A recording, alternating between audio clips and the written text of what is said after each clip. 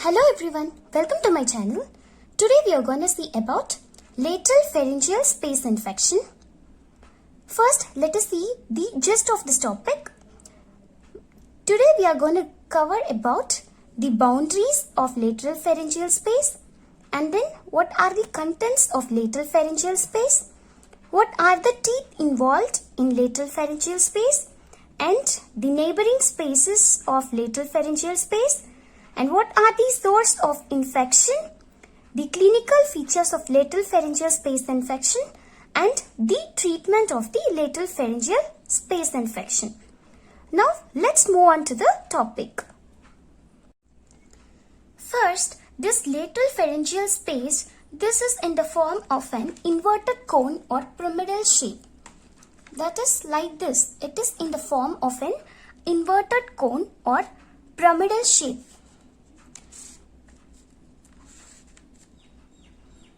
Okay, it will be like this.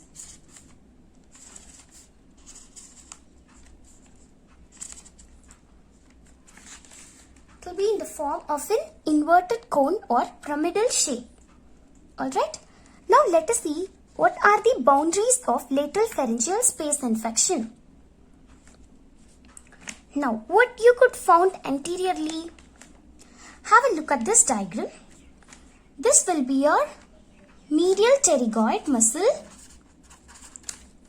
Okay, this will be your medial pterygoid muscle, and this will be your buccinator muscle, and this one here you'll be having your superior middle pharyngeal constrictors, right? The constrictor muscles, superior middle and inferior constrictor muscles.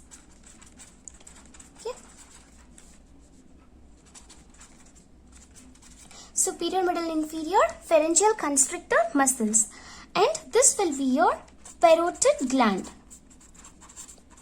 Alright, this will be your parotid gland, and this space is your lateral pharyngeal space. This is your lateral pharyngeal space, and this will be your retropharyngeal space. Okay, this will be your retropharyngeal space. Now let us see what is present anteriorly. Anteriorly, you have your superior and middle pharyngeal constrictor. That is, this is the space, and what you have anteriorly? Anteriorly, this one. That is your superior middle pharyngeal constrictor muscle. Superior middle pharyngeal constrictor muscle. Alright. Now what do you have posteriorly? Posteriorly, what do you have? This is the space. Okay, this is the space, and posterior to this, anteriorly you have this one, and posterior to this you have the carotid sheath. Right. This will be your carotid sheath. Carotid sheath, and also you'll be having the muscles that is your stylohyoid, styloglossus, and your stylopharyngeus. It's enough if you write carotid sheath also, or else if you remember these three muscles also, you can include it. Now what do you have anteriorly? That is your superior middle pharyngeal constrictor, and posteriorly you have your carotid sheath. Now let's see what is present superiorly. Now you just see this diagram. You'll have superiorly will be your skull base, and this will be your inferior side, and here there will be hyoid bone, right? So superiorly you have to write as skull base, and inferiorly hyoid bone. Okay. Now let's see what you have on your medial and lateral side. Medially you have your retropharyngeal space. Also there will be your superior constrictor muscle also. You can write it as retropharyngeal space. Okay, and laterally what do you have? This is the lateral pharyngeal space. What do you have laterally? Laterally you have this muscle, that is the medial pterygoid muscle. Laterally you have medial pterygoid muscle. Alright. Now what are the contents present? That is your carotid sheath contents. You have to tell that one. That is your carotid artery. Okay, what do you have here? That is your carotid artery. And then carotid artery, and then you have internal jugular vein, and then there will be your vagus nerve, as well as your cervical sympathetic chain. Cervical sympathetic, okay, cervical sympathetic chain. Okay, these are the contents of lateral pharyngeal space. Now what are the teeth involved in this lateral pharyngeal space infection? That will be your mandibular third molar. That will be your mandibular third molar. Okay, next, coming to the neighboring spaces, what you can find here, that is your pterygomandibular space. Okay, pterygomandibular space, and the second one will be your submandibular, and also your sublingual, submandibular, sublingual, and your retropharyngeal space. Submandibular, sublingual, and your retropharyngeal space. What are the source of infection? It may be due to the infection from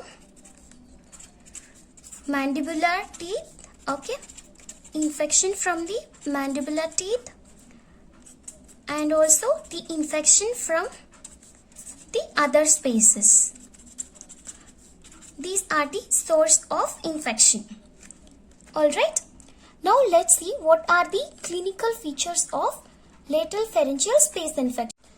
Clinical features we can just see in the anterior compartment first, and then we can move on to the posterior compartment. Now, what you can find in the anterior compartment, you can just remember as tips. Okay, that is T is for trismus, and I is for induration, and P is pain, S is your swelling. Where will be the swelling? Swelling of angle of jaw. Okay, swelling of angle of jaw. That is your tips. You can just remember like this. And next, your posterior compartment. Posterior compartment, what do you have? First, there will be posterior tonsillar pillar deviation. Okay, posterior tonsillar pillar deviation. And second one, what do you have? There will be neurological involvement. There will be neurological involvement. And third one will be your thrombosis of internal jugular vein. Thrombosis of internal jugular vein. Alright, and you'll be having the erosion of carotid vessels. erosion of carotid vessels. These are the clinical features of the posterior compartment. I have made it very easy for you to write in your exams. You just have to remember these clinical features. That will be more than enough. Alright. First you have to write your anterior compartment features and then you have to mention your posterior compartment features. Anterior compartment, you can remember it as TIPS. That is your trismus, induration, pain and swelling of angle of jaw. Coming to the posterior compartment, it will be the posterior tonsillar pillar deviation, neurological involvement, thrombosis of internal jugular vein and erosion of carotid vessels. That's all about the clinical features of lateral pharyngeal space infection. Now let's move on to the treatment of the lateral pharyngeal space infection. Let us see what is the treatment of lateral pharyngeal space infection. The common one, that is your incision and drainage. Incision and drainage. Okay. You can do extraorally as well as intraorally. Now first see intraorally.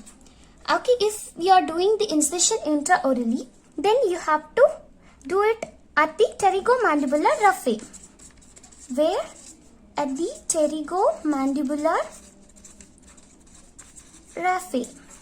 Alright. At the pterygomandibular raphe, the forceps are inserted and the pus is drained. Alright, and then it is sutured. Next, if you are doing it extraorally, what do you have to do? Okay, suppose you are doing it extraorally. The incision should be made at the anterior border of, okay, it should be done at the anterior border of sternocleidomastoid muscle. Okay, sternocleidomastoid muscle, and extending till where? Extending to middle of the submandibular gland. Middle of the submandibular gland.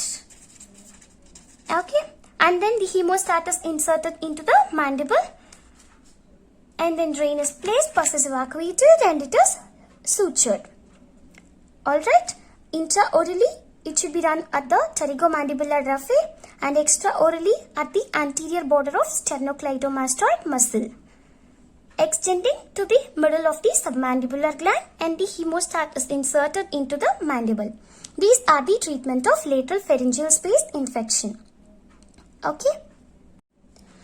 We have just discussed about the boundaries, content, teeth involved, the neighboring spaces, source of infection, clinical features and treatment of the lateral pharyngeal space infection. That's it for today's video. If you like the video, hit the like button, share my video and subscribe my channel. Thank you for watching. Thank you.